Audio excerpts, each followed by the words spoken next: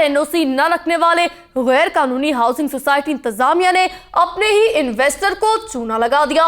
Overseas Pakistani इंसाफ के हुसूल के लिए आला अदलिया और वजीर आजम पाकिस्तान और ओवरसीज के लिए बनाए गए इदारे से मदद मांगने की अपील करते रहे।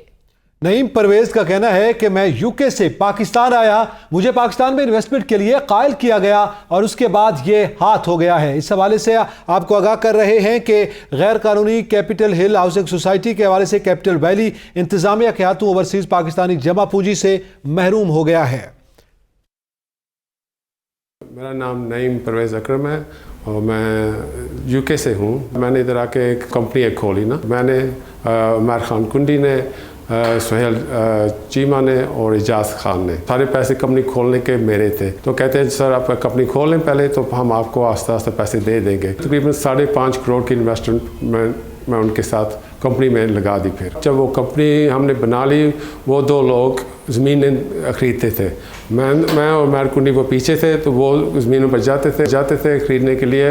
वो जो मालिक ज़मीन थे उनसे मिलते थे। तो उन्होंने ये ऐसा किया कि एक साइड पर होकर उनसे मिलकर उन्होंने एक और कंपनी खोल ली। मेरी इन्वेस्टमेंट मुझे नहीं मिली। मैं उनके पास 2-3 दफ़ा गया हूँ। मैं कहा कि भाईजान प्रॉफिट नहीं दे सकते, मेरी इन्वेस्टमेंट भी आप वापस कर दें, मगर अभी तक उन्होंने मुझे मेरे साथ कोई ताउन नहीं किया। जो 5.5 करोड़ की उस वक्त इन्वेस्टमेंट थी, आज वो 9.5 करोड़ की बनी हुई है। सुप्रीम कोर्ट है या प्राइम मिनिस्टर पाकिस्तान है या ओवरसीज की जो पाकिस्तान के इधर अदारे हैं, वो इसका नोटिस लें।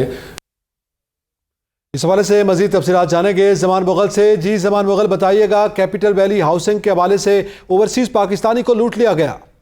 जी बिल्कुल, जैसा कि हमने अपने नाज़रीन को आगाह किया था कि ये गैर कानूनी सोसाइटी है। आरडीए के मुताबिक ना इसके पास लेआउट है और ना ही एनओसी है। उसके बावजूद जो ये अपनी तशहीर भी कर रहे हैं और प्लाटों की सेल परचेज भी कर रहे हैं। इनके पास टोटल 102 कनाल जमीन है, जबकि 4000 से ज्यादा फाइलें जो है वो लोगों को फरोख्त कर चुके हैं। और लोगों को ये बताया जाता है कि हमारी सोसाइटी जो है उसका एनओसी इन प्रोग्रेस है। चूंकि ये लोग एक सादा एप्लीकेशन देते हैं और सादा एप्लीकेशन देने के बाद सादा लोगों को कहते हैं कि जी हमारे जो डॉक्यूमेंट्स हैं वो जमा हो चुके हैं और एनओसी इन प्रोग्रेस है, और साथ साथ ये फाइलें बेचते जाते हैं।